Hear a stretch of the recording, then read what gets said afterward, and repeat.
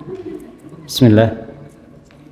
Assalamualaikum warahmatullahi wabarakatuh. Innal hamdalillah nahmaduhu wa nasta'inuhu wa nastaghfiruh wa na'udzu billahi min shururi anfusina wa min sayyiati a'malina. May yahdihillahu fala mudilla lahu wa may yudlilhu fala hadiya lahu. Asyhadu an la ilaha illallah wahdahu la syarika lah. Asyhadu anna Muhammadan abduhu wa rasuluh sallallahu alaihi wa ala alihi wa ashabihi wa man tabi'ahum bi ihsanin ila yaumil qiyamah. Ya ayyuhalladzina amanu taqullaha haqqa tuqatih wa la tamutunna illa wa antum muslimun. Amma ba'd. Alhamdulillah, pada siang hari ini, tepatnya pada tanggal 12 Agustus ya, 12 Agustus tahun 2026, kita kembali bisa mengadakan pembahasan khusus tentang mengurus jenazah. Di antara harapannya adalah nanti kita punya tim khusus untuk bisa membantu saudara kita yang diuji dengan ditinggal wafat oleh orang-orang yang dicintainya. Karena kita sebagai muslim harus saling tolong-menolong dalam kebaikan dan takwa. Adapun buku yang ingin Ana bacakan pada pertemuan kali ini adalah buah karya Ustadz Arif Fathul Ulum. Beliau memberikan judul 1 jam belajar mengurus jenazah, dan ini dicetak oleh Pustaka Darul Ilmi pada tahun 2009. Karena ini yang Ana miliki di antara cara mengurus jenazah yang lebih simpel ya. Jadi Ana memilih buku ini. Barangkali teman-teman punya tambahan referensi, ya tidak mengapa, silahkan. Kita langsung saja masuk di bab yang pertama. Jadi di buku ini ada 6 bab. Bab yang pertama tentang saat kematian yang syar'i dan yang dilarang. Bab yang kedua tuntunan penyelenggaraan jenazah. Bab yang ketiga takziah kepada keluarga mayit. Bab yang keempat, hal-hal yang bermanfaat bagi mayit. Yang kelima, ziarah kubur. Dan yang keenam, hal-hal yang diharamkan di kuburan. Sebenarnya dulu, cuman Ana lupa lagi ya, di sekolah kita ini sudah pernah juga diadakan tentang cara mengurus jenazah. Malah kita sudah sampai praktek memandikannya. Tadinya pada hari ini rencananya Ana mau mengajarkan tentang cara mengkafani jenazah. Cuman Ana ingat bahwa itu dulu. Sekarang sudah mulai banyak guru-guru baru yang bisa jadi, mohon maaf ya, belum pernah dengar ilmu tentang pengurusan jenazah. Maka dari itu Ana anggap ini dimulai dari awal lagi ya, kita bahas dulu keilmuannya secara cepat tentunya, dan ujung-ujungnya memang kita pengen atau butuh praktek. Kita masuk langsung di bab yang pertama, saat kematian yang syar'i dan yang dilarang. Beliau membawakan subjudul yang pertama, menjelang dan saat kematian. ketika datang sakaratul maut pada seseorang muslim, disunahkan bagi keluarganya agar menuntunnya membaca kalimat syahadat. Ikhwani a'azzanillah wa iyyakum, sakaratul maut itu hak, dan itu pasti akan menjumpai semua manusia. Karena Rasul sallallahu alaihi wasallam pernah bersabda dalam kitab Imam Bukhari, "Inna lil mauti sakarat." Sesungguhnya setiap kematian itu ada sakaratnya. Dan setiap kita pasti akan menemui sakarat. Sakaratul maut itu dimulai dari ketika nafas sudah di kerongkongan. Dan bagi antum yang pernah melihat ya orang yang mau meninggal, itu betul ya, kita bisa melihat. Jadi nafas itu awalnya semua gerak ya, tapi lama-kelamaan nafasnya dari perut. Terus lama-kelamaan diperhatikan perut atau tubuhnya sama sekali sudah tidak bergerak. Hanya tinggal dari ini tenggorokan ya, kayak leher gitu. Tinggal gitu saja. Nah, ketika nanti kita melihat saudara kita ataupun orang tua kita, atau bisa jadi malah anak kita, ketika sudah seperti ini keadaannya, maka segeralah untuk ditalkin dengan ucapan la ilaha illallah.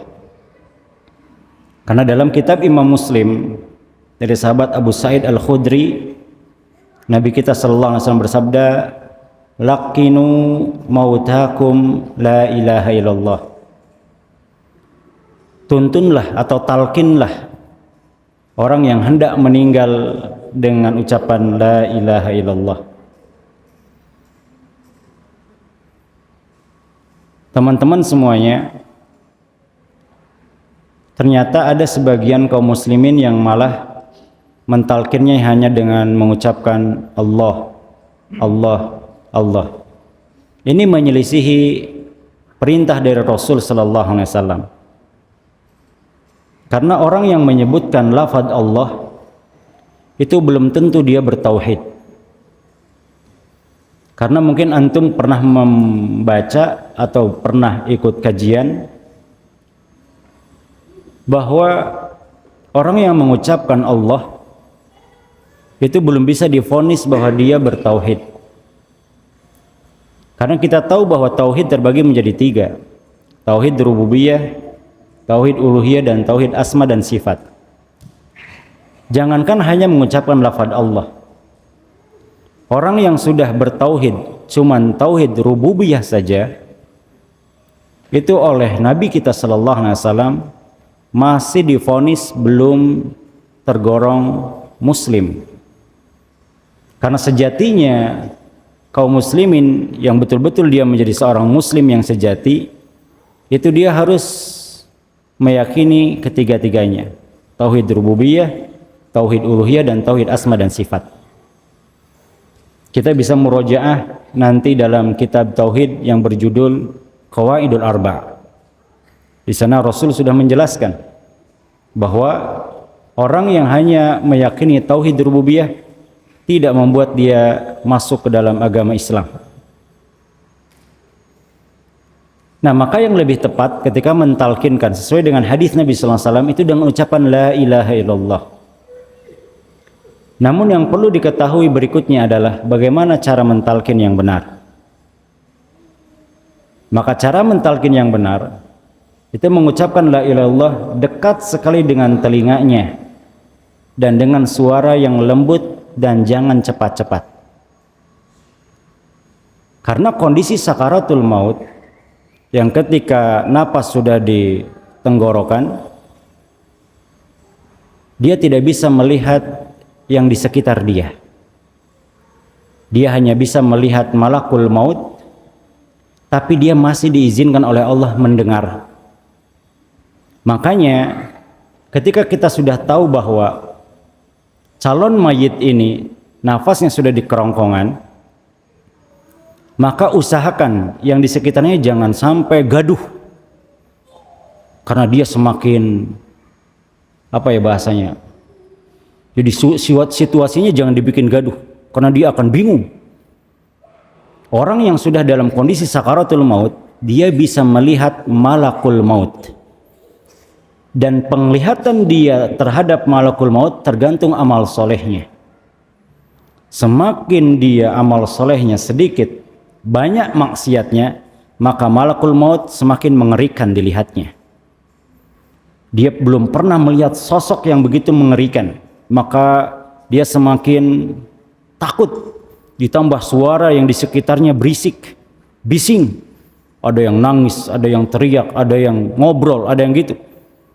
Ditambah kitanya udah nggak jelas, mentalkinkannya dari kejauhan, maka ini semakin membuat dia bingung. Jihad terakhir seorang hamba itu di sana. Makanya usahakan ketika kita mentalkin, dekatkan kepada telinganya biar betul-betul bisa didengar, dan ucapkan dengan lembut, la ilaha illallah. Dan jangan terus diulang-ulang dengan cepat. Lembut, tenang. Nanti dilihat apakah bibirnya mengucapkan. Syukur-syukur kalau dia masih bisa mengucapkan dengan keras sehingga kita bisa mendengarnya. Kalaulah dia hanya menggerakkan bibirnya, alhamdulillah. Tapi ketika dia sudah mengucapkan dan kita yakin bahwa itu yang diucapkan adalah la ilaha illallah, lalu ditakdirkan dia tiba-tiba mengucapkan kalimat yang lain, misalkan dia memanggil anaknya atau dia memanggil yang lain, maka kita talkin lagi, karena yang kita harapkan adalah ucapan terakhir yang dia ucapkan adalah kalimat la ilaha illallah. Kenapa? Karena Nabi kita sallallahu alaihi wasallam bersabda, ada dalam kitab Imam Abu Dawud dari Mu'ad bin Jabal, Rasul sallallahu alaihi wasallam bersabda, man kana akhiru kalamihi la ilaha illallah dakhalal jannah. Barang siapa yang nanti akhir kalimat yang dia ucapkannya adalah la ilaha illallah, dia pasti masuk surga. Makanya mohon maaf kalau kita sudah tahu bahwa orang yang kita sekarang lagi lihat sudah terlihat dekat dengan kematian, maka segeralah terus mendampinginya, karena kita mengharapkan dia mengucapkan ini. Makanya ini khusus para akhwat, hilangkan rasa takut terhadap mayit, karena mereka butuh pertolongan kita. Jadi sekali lagi, si mayit itu ketika sudah sedang sakaratul maut, dia tidak bisa melihat siapapun. Yang dia hanya lihat adalah malakul maut. Dia butuh pertolongan kita yang hidup. Maka jangan pernah kita takut sama mayit. Kasihan mereka kalau tidak dibantu oleh kita. Dan yang paling penting adalah kita sekarang yang masih hidup, di dalam kitab Tahdibu Tashilil Aqidatil Islamiyah karangan Profesor Al-Jibrin, beliau membawakan perkataan Wahab bin Munabbih. Kata beliau, setiap kunci itu ada geriginya. Kenapa beliau tiba-tiba membahas ini? Karena beliau tahu bahwa miftahul jannati la ilaha illallah, kunci surga itu kalimat la ilaha illallah. Tapi ya setiap kunci itu tidak bisa membuka pintu kecuali dengan gerigi. Maka gerigi itu adalah isi dari kalimat la ilaha illallah itu sendiri. Maksudnya apa korelasi dengan yang kita sedang bahas dengan talqin? Jadi orang tidak bisa mengucapkan la ilaha illallah melainkan ketika hidupnya dia menjalankan isi dari la ilaha illallah. Karena amaliyah dialah yang akan membantu lisannya mengucapkan la ilaha illallah. Jadi perkara mengucapkan la ilaha illallah itu bukan perkara hafalan, tapi perkara amaliyah yang jadi kebiasaannya, lalu itulah yang akan diucapkannya. Mungkin di antara antum ada yang pernah mendengar sebuah ceramah pendek. Ana dapatin ceramah ini dari YouTube ya. Ada judulnya Raqaiq fi Daqaiq. Jadi ada seorang syekh yang dia menceritakan kisah nyata seseorang yang ditalkin la ilaha illallah, tapi dia selalu mengucapkan satu tempat. Setiap dia ucapkan la ilaha illallah, dia menyebutkan tempat. Dia ulangi lagi la ilaha illallah, dia menyebutkan tempat lagi. Sampai akhir kalimat yang diucapkannya adalah tempat tersebut dan wafat. Penasaranlah orang yang mentalkinkan ini bertanya, siapa yang tahu yang tadi diucapkan oleh orang ini? Ternyata tempat tersebut adalah tempat perzinahan. Dan ini menunjukkan bahwa orang tersebut berarti biasa hidupnya lalu lalang pergi ke tempat tersebut. Waliyadzubillah. Jadi sekali lagi, perkara mengucapkan la ilaha illallah itu bukan perkara hafalan. Bukankah setiap kita ini pernah ngalamin sesuatu yang kita hafal itu lupa karena ada sesuatu yang besar? Di antaranya dulu kalau kita biasa ulangan tapi ngafalinya pas mau masuk, bukan SKS lagi, pas mau masuk baru baca. Tiba-tiba pas kita lihat pengawas yang killer, semua yang ada di otak jadi hilang, lupa. Jadi terkadang hafalan itu lupa karena sebab sesuatu yang terjadi lebih besar. Jadi untuk kita sekarang jadi pengingat, barang siapa yang hanya berzikir la ilaha illallah tapi dia tidak mengamalkan isi la ilaha illallah, belum tentu dia bisa mengucapkan akhir kalimat ketika sakaratul maut la ilaha illallah. Itu yang dipesankan oleh Syekh Wahab bin Munabbih. Jadi ada dua pesan dari poin ini. Yang pertama, ketika kita yang menghadapi orang yang sedang meninggal, tetap ucapkan la ilaha illallah. Mau dia mengucapkan, mau tidak, itu urusan dia dengan Allah. Karena amaliah dia sehari-hari. Biarkan urusan dia dengan Allah. Karena tujuan kita membantu dia sesuai dengan yang diinginkan oleh Rasul SAW dalam hadis ini. Pesan yang kedua untuk kita sekarang yang masih hidup. Jangan sampai kita nggak ngerti tentang makna la ilaha illallah, syarat la ilaha illallah, rukun la ilaha illallah, pembatal la ilaha illallah. Karena ini pelajaran yang dibahas dalam kitab akidah, kitab tauhid. Seandainya kita nggak ngerti tentang poin-poin ini, kita khawatir ngucapin la ilaha illallah, tapi kita malah menabrak sendiri apa yang kita ucapkan. Sehingga tidak bermanfaatlah kalimat la ilaha illallah untuk diri kita kelak. Berikutnya, kata beliau di sini, ketika sudah jelas yang kita hadapi ini sudah meninggal, sampai-sampai kita mengundang entah bidan ataupun dokter untuk benar-benar sudah meninggal atau belum. Karena bisa jadi ya, kita hanya pegang hidungnya, tidak lagi kayak keluar nafas. Malah di kita ini kebiasaannya suka pakai kaca ya. Ketika ditempelkan ke hidungnya, kalau masih bernapas biasanya ada embun. Kalau digitukan sudah nggak ada, biasanya mengatakan sudah, katanya sudah meninggal. Tapi untuk meyakinkan, kadang kita manggil bidan, suster ataupun dokter karena ada alat ya untuk ngecek nadi dan seterusnya. Ketika sudah divonis bahwa orang itu sudah meninggal, maka apa yang harus kita lakukan? Wajib bagi keluarganya melakukan hal-hal berikut ini. Yang pertama, memejamkan kedua matanya sambil banyak mendoakan kebaikan si mayit. Ini diambil dalam kitab Imam Muslim dari sahabat Ummu Salamah. Kata Ummu Salamah, ketika Abu Salamah suaminya meninggal, Rasul sallallahu alaihi wasallam masuk untuk takziah.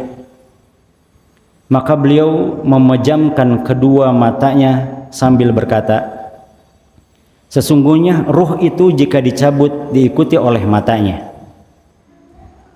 Ya. Dan pencabutan nyawa oleh malakul maut itu tergantung amaliyah orang tersebut. Ada yang kata Rasulullah SAW di sini tidak disebutkan. Beliau hanya menyebutkan secara umum. Kalau mukmin, beliau mencontohkan dicabut nyawanya itu seperti orang menumpahkan air dari ceret, begitu mudahnya. Tapi kalau orang kafir diperumpamakan oleh Rasul itu seperti bulu domba yang sangat gimbal, lalu dibasahi dulu, lalu dimasukkan yang korek itu, maka dicabutnya sulit. Itu perumpamaan orang kafir dan orang muslim. Dan orang muslim juga berbeda tergantung amaliyah kehidupannya. Maka barang siapa yang ingin dimudahkan dalam mencabut, ketika sakaratul maut dicabut nyawanya, maka jangan pernah berpikir untuk melakukan maksiat. Dan ketika Allah takdirkan kita harus maksiat, maka cepat-cepatlah bertaubat.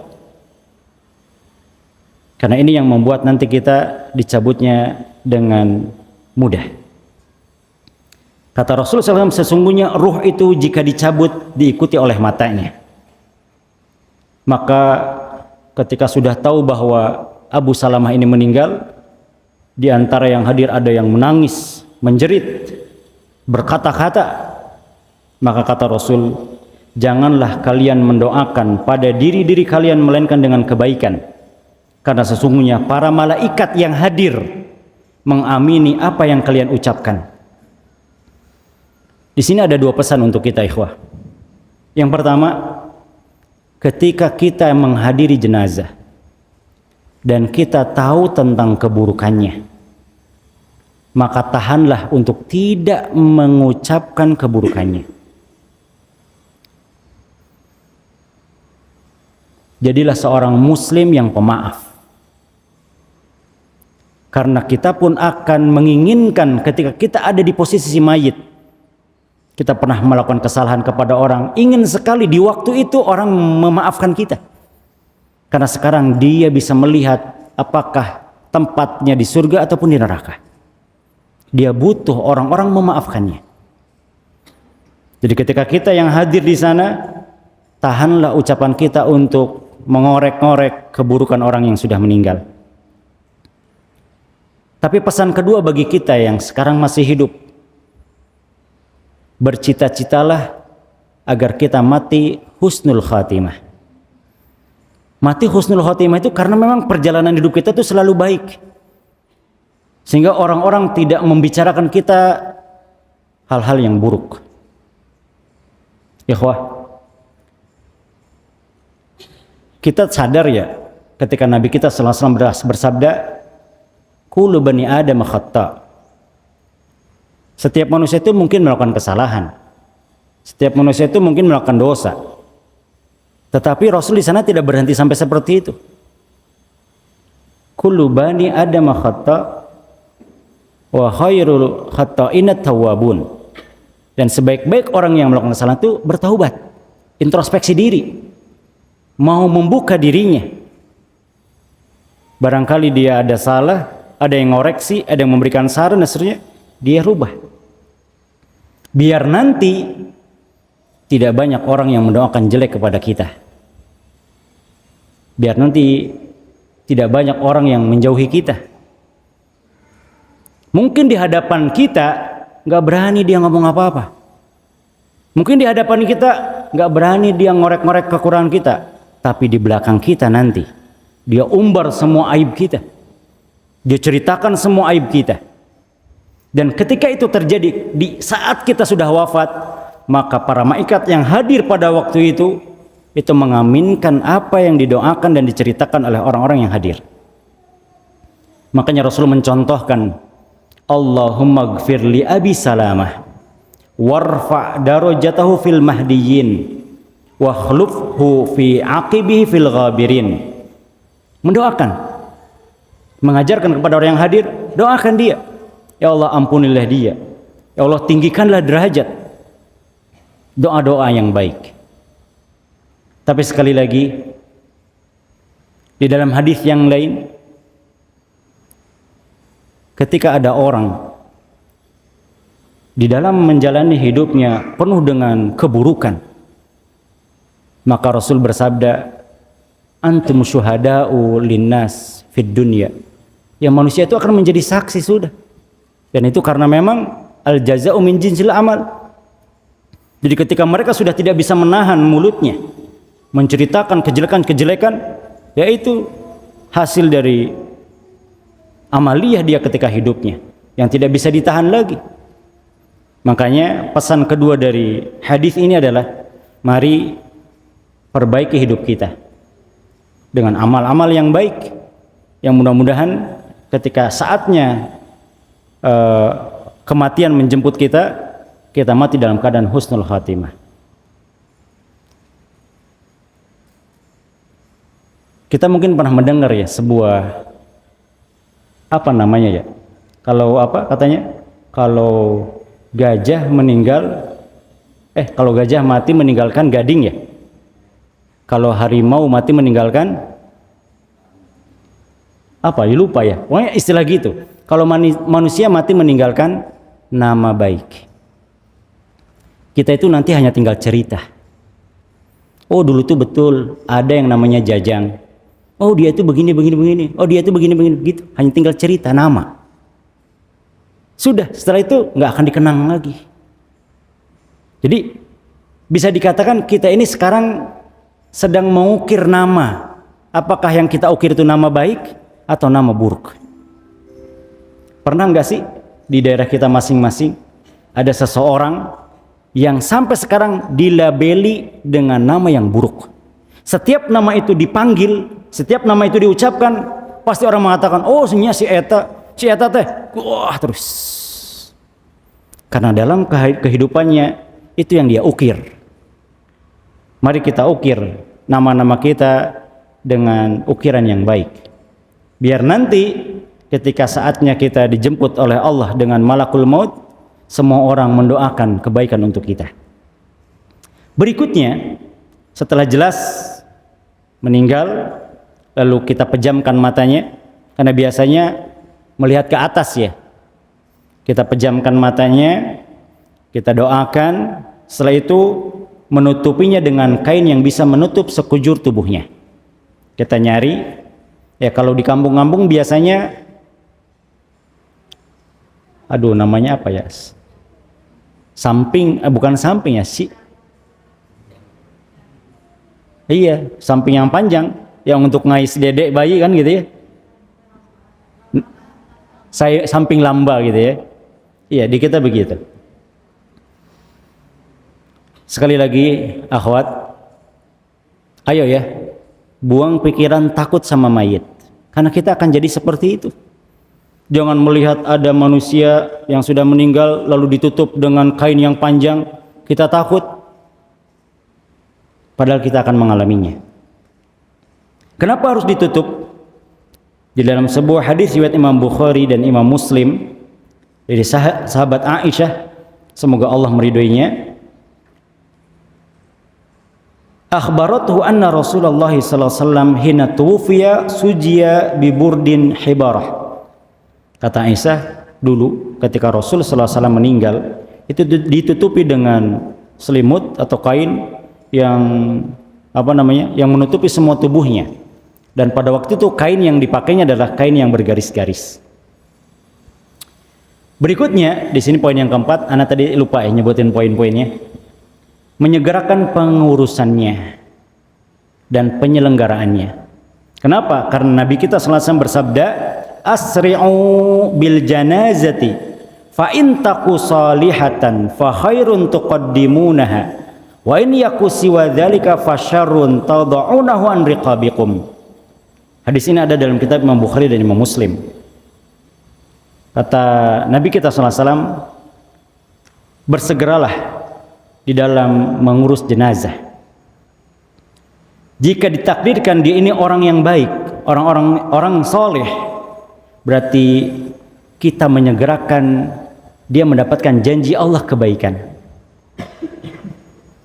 Karena kita mendapatkan dalam sebuah ayat, ketika betul-betul dia sudah divonis meninggal, ya, maka dia akan diperlihatkan oleh Allah tempatnya, surga atau neraka. Makanya di dalam ayat itu dikatakan, ya Allah, kembalikan dulu sebentar saja hanya untuk beramal solih. Karena dia sudah melihat apa yang akan dia dapatkan.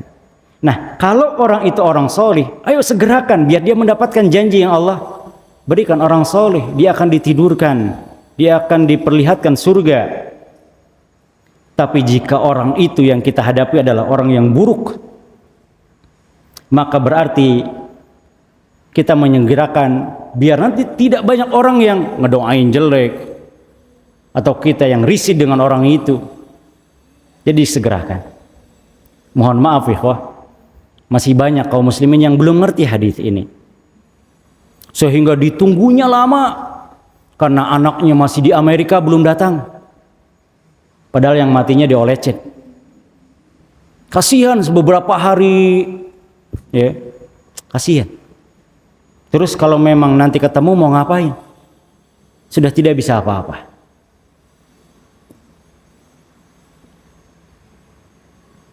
Sedikit cerita ikhwah. Ana pernah pernah mengisi kajian di sebuah tempat. Waktu itu kebetulan pembahasannya tentang berbakti kepada kedua orang tua.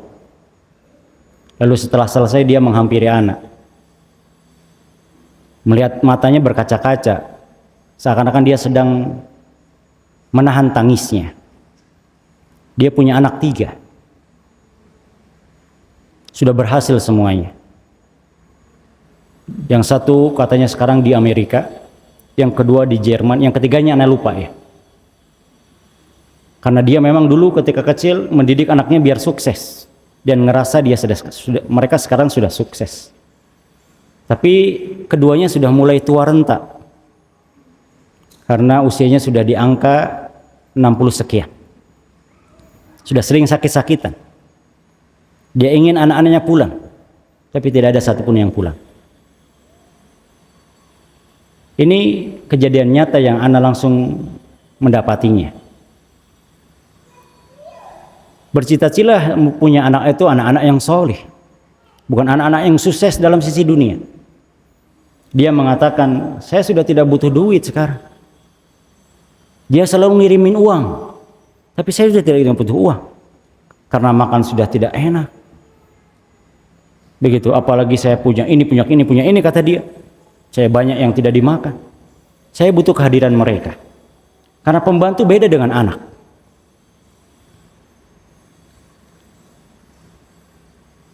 Ketika nanti kita memiliki anak-anak yang soleh, jangankan dipinta untuk pulang. Ketika tahu orang tuanya sakit, dia akan pulang. Dia akan meninggalkan pekerjaannya demi orang tuanya. Itu bedanya. Maka ayo tanamkan kepada anak-anak kita kalimat-kalimat yang membuat mereka menjadi anak-anak yang soleh dan solihah. Bukan anak yang berhasil dari sisi dunia. Tidak akan bermanfaat untuk dirinya sendiri, apalagi untuk orang tuanya. Betapa banyak orang yang sudah meninggal orang tuanya, jangankan dia ingat kepada orang tuanya. Untuk dirinya saja kadang mereka tidak ingat, apalagi untuk orang tuanya. Nah, maka ayo, nggak masalah ya, diskusi, yuk langsung aja segerakan penyelenggaraan jenazahnya, karena anak-anak yang soleh dia akan tahu, dia bisa mendoakan dari jarak jauh, tidak perlu harus melihat dulu wajahnya, tidak perlu juga dia harus melihat pemakamannya, tidak perlu, karena dia tahu hadis yang mulia ini. Segerakan. Yang kelima, bersegera melunasi hutangnya. Karena ada sebuah hadis dari Imam Al-Hakim dari sahabat Jabir bin Abdullah. Ini kisah nyata di zaman Rasul sallallahu alaihi wasallam. Ketika ada seseorang yang meninggal, maka setelah semuanya siap, Rasulullah dipanggil untuk menyolatkannya. Lalu ketika Rasulullah SAW maju untuk menyolatkannya, tiba-tiba beliau bertanya, apakah orang yang meninggal ini punya hutang? Lalu orang yang di sekitarnya menjawab, iya punya. Dia punya hutang 2 dinar. Maka Rasulullah langsung mundur seketika. Rasulullah tidak mau menyolatkan mayit yang masih punya hutang. Lalu melihat perbuatan Rasul seperti itu, berkatalah Abu Qatadah, yang dia mengatakan, wahai Rasulullah, 2 dinar itu sekarang jadi tanggunganku. Rasulullah meyakinkan, betul jadi tanggunganmu? Iya betul. Maka persaksikanlah bahwa si mayit sekarang tidak punya hutang, karena sudah ditanggung oleh Abu Qatadah. Maka Rasulullah maju lagi untuk menyolatinya. Tapi apa yang terjadi setelah selesai penyelenggaraan jenazah? Setiap ketemu Abu Qatadah, Rasul selalu berkata, apa yang terjadi dengan 2 dinar? Terus setiap bertemu. Baru setelah dibayarkan, Abu Qatadah mengatakan, ya Rasulullah, saya sudah melunasinya. Ada 2 pesan juga dari hadis ini. Yang pertama, kemarin ana juga diuji ya oleh orang-orang yang ana cintai. Dan memang di kebiasaan kita, alhamdulillah ya, kita sudah jadi adat kebiasaan. Dan selalu dikabarkan sampai sebelum pemakaman. Siapa yang ngerasa punya menghutangkan misalkan, ayo datang kepada ahlinya, kita nunggu. Gitu. Terus seperti itu, alhamdulillah ini kebiasaan yang baik. Karena kita khawatir, jangankan hadis ini, nanti ada lagi hadis yang lain. Orang yang mati syahid saja, yang kita tahu pahalanya, dia tidak akan dihisab, dia tidak akan diadab. Orang yang mati syahid langsung masuk ke dalam surga. Tapi karena punya hutang, dia tertahan terlebih dahulu. Maka jangan pernah remehkan hutang, sekecil apapun. Hutang tetaplah hutang, tidak melihat besar dan kecilnya. Selama belum diikhlaskan oleh orang yang menghutangkannya, maka tetap dianggap hutang. Dan tidak bisa Allah maafkan sampai orang yang menghutanginya itu memaafkan. Jadi jangan pernah anggap remeh. Duh, pada harga 50.000 hutang. Jangan 50.000, 5.000 juga kalau memang dihutangkan, ya tetap hutang. Jangan pernah anggap remeh hutang. Dan jangan jadikan kebiasaan menghutang kecuali betul-betul darurat. Ikhwah, hiduplah sederhana, yang penting gak punya hutang. Jangan karena apa ya, gaya hidup tenon poho dengaran lifestyle, wis ngomong gitu. Iya. Jangan karena kehidupan dia banyak ngutang. Sanes nyinggung para ibu-ibunya, sanes nyinggung, bilih nyata manya wayah nawe kedah diperbaiki. Ya, ini memberatkan, Itu yang pertama ya. Jadi kalau kita tahu orang yang meninggal ini punya hutang, segera lunasi. Biarkan itu jadi tanggung jawab kita. Seandainya kita nggak punya uang pun nggak apa-apa, karena kita masih hidup, kita masih bisa berupaya. Kalau yang sudah meninggal nggak bisa. Dia nggak bisa lagi beramal solih. Yang kedua, kita nih yang masih hidup. Kita yang masih hidup. Kalau tanpa tadi bahasanya darurat, betul-betul jangan menghutang. Ya, tahan untuk tidak memiliki hutang. Bahaya. Terus kalau hutang, kasih tahu orang-orang terdekat kita. Ya, kalau kita suami, kasih tahu istri. Ya. Kalau kita orang tua, kasih tahu anak. Biar nanti ketika kita meninggal, mereka tahu, nanti mereka yang akan membayarkan. Karena tadi ya, jangankan kita orang-orang biasa ya, Nabi SAW bersabda, orang yang mati syahid saja itu tertahan tidak masuk surga sampai dibayarkan dulu hutangnya. Maka hati-hatilah, bersegera melunasi hutangnya. Berikutnya kita sampai jam 2 akhwat ya. Setelah jam 2 biasa nanti belajar bahasa Arab lagi. Berikutnya Di sini dikatakan hal-hal yang diperbolehkan bagi yang hadir dan yang lainnya. Hal-hal yang diperbolehkan bagi yang hadir. Apa di antaranya? Ketika kita pas hadir atau bahasa kitanya takziah. Ya, kita pas takziah, ternyata si mayitnya masih ada. Katanya kita boleh membuka penutup kepalanya dan kita boleh mencium si mayit tersebut. Ya tentu laki-laki, perempuan-perempuan gitu ya. Ya, karena ini pernah terjadi terhadap Rasul sallallahu alaihi wasallam. Ini ada dalam kitab Imam Abu Dawud dari Aisyah. Ya, ketika Utsman bin Maz'un meninggal, ini sahabat yang mulia, banyak kontribusi terhadap agama Islam ini. Ketika beliau meninggal, maka Rasul sallallahu alaihi wasallam takziah dan masih mendapati jenazahnya, lalu beliau menyingkap wajahnya dan beliau menciumnya. Begitu juga dulu Rasulullah ketika meninggal, Abu Bakar datang menyingkap wajahnya dan menciumnya.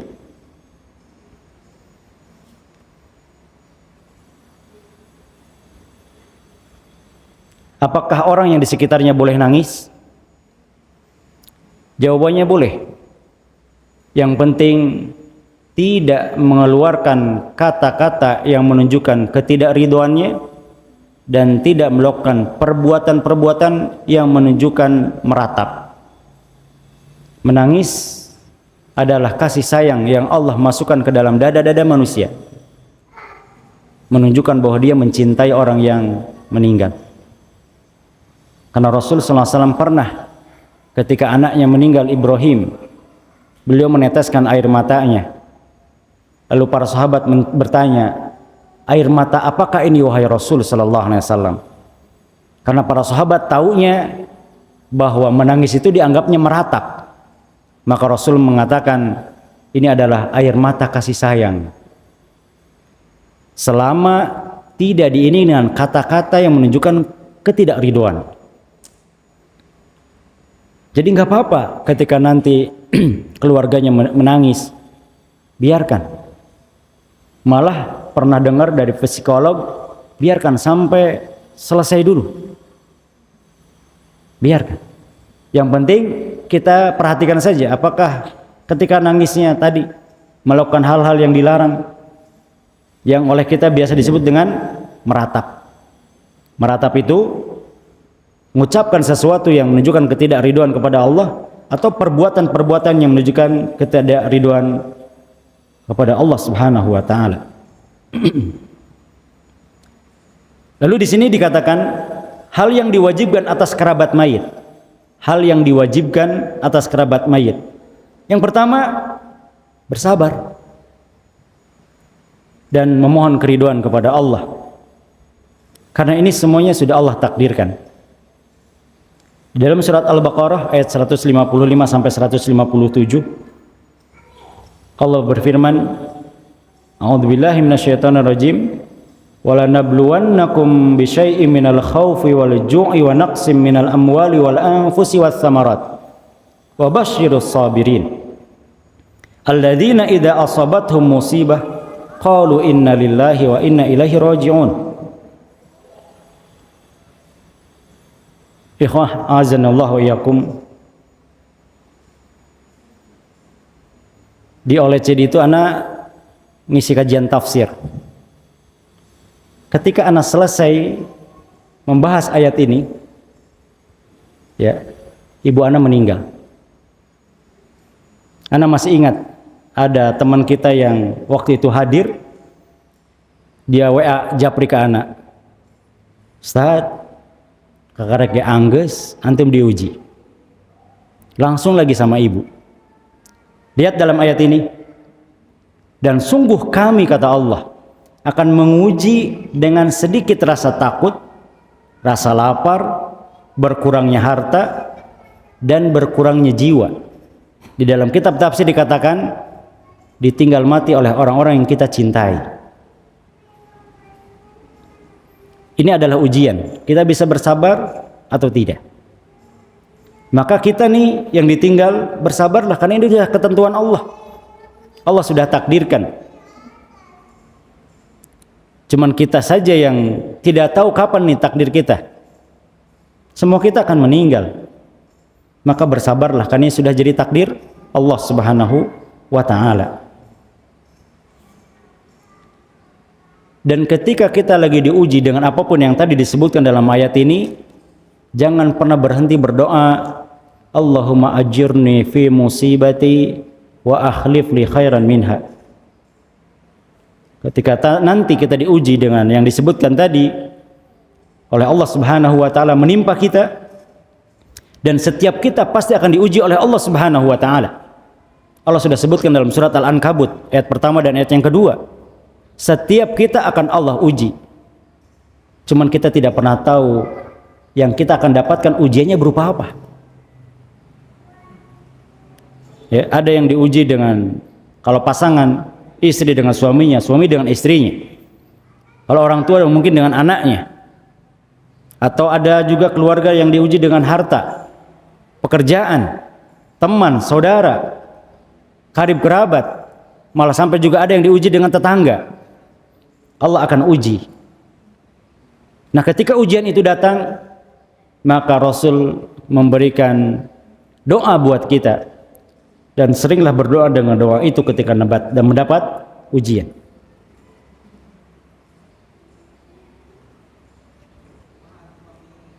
Jadi ucapkan dulu inna lillahi wa inna ilaihi raji'un, Allahumma ajirni fi musibati wa akhlif li khairan minha. Berikutnya di sini hal-hal yang diharamkan atas kerabat mayit. Hal-hal yang diharamkan sekarang. Yang pertama, niyahah atau meratapi. Dan niyahah ini atau meratap itu sesuatu yang tidak pernah akan hilang. Di dalam kitab Imam Muslim dari sahabat Abu Malik Al-Asy'ari, Nabi kita SAW bersabda, arba'un fi ummati min amril jahiliyati la yatrukunahunna. Jadi ada 4 perkara, dan ini adalah masalah-masalah jahiliyah yang harusnya ditinggalkan, tapi oleh umatku nggak bakalan ditinggalkan. Ada 4 perkara. Di antaranya adalah wan niyahah. Niyahah, meratap. Lalu Nabi mengatakan, an-naihatu idza lam tatub qabla mautiha tuqamu yaumal qiyamati wa 'alaiha sirbanun min qatiran wa dir'un min jarab. Orang yang niyahah atau orang yang meratap, jika nanti belum bertaubat sampai meninggal tapi belum bertaubat dari dosa niyahah ini, maka dia nanti di akhirat ketika dibangkitkan akan memakai pakaian, ya, memakai pakaian, tetapi pakaiannya itu dilumuri dengan api neraka.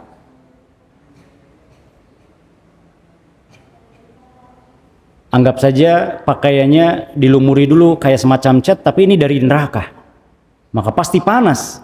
Tidak hanya itu, tubuhnya semuanya penuh dengan penyakit.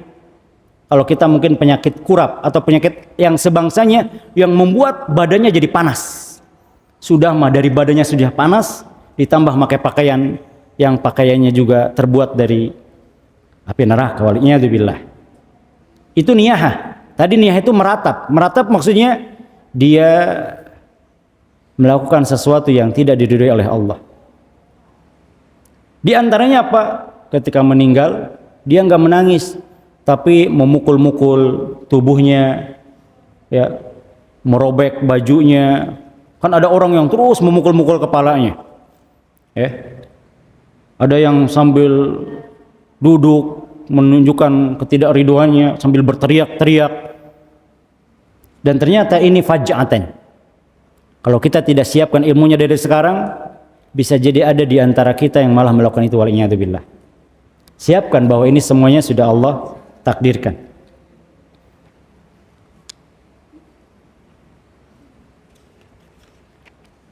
Nah, ini yang dibahas dari bab yang pertama. Tentu Anda tidak bacakan semuanya. Dan insyaallah ta'ala di pertemuan yang akan datang kita langsung akan praktek, ya. Jadi wayahna ilmunya tidak terlalu banyak. Nanti antum bisa nyari sendiri, ini hanya gambaran umum. Dan begitu juga nanti besok atau Rabu yang akan datang, kita kasih ilmunya sedikit saja, lalu kita langsung praktek. Karena biasanya kalau dengan praktek ilmunya semakin kuat. Dan tentunya sekali lagi tujuan kita membahas ini adalah karena kita tahu bahwa nanti ada keluarga kita atau saudara dari keluarga kita itu yang meninggal, dan mudah-mudahan kita bisa membantu mereka. Itu harapan kita nanti ke depannya. Ini aja ya yang bisa dibahas. Alhamdulillah sudah pas jam 2. Kurang lebihnya mohon maaf. Kita akhiri dengan doa kafatul majlis. Subhanakallahumma bihamdik, asyhadu an la ilaha illa anta, astaghfiruka wa atubu ilaik. Assalamualaikum warahmatullahi wabarakatuh.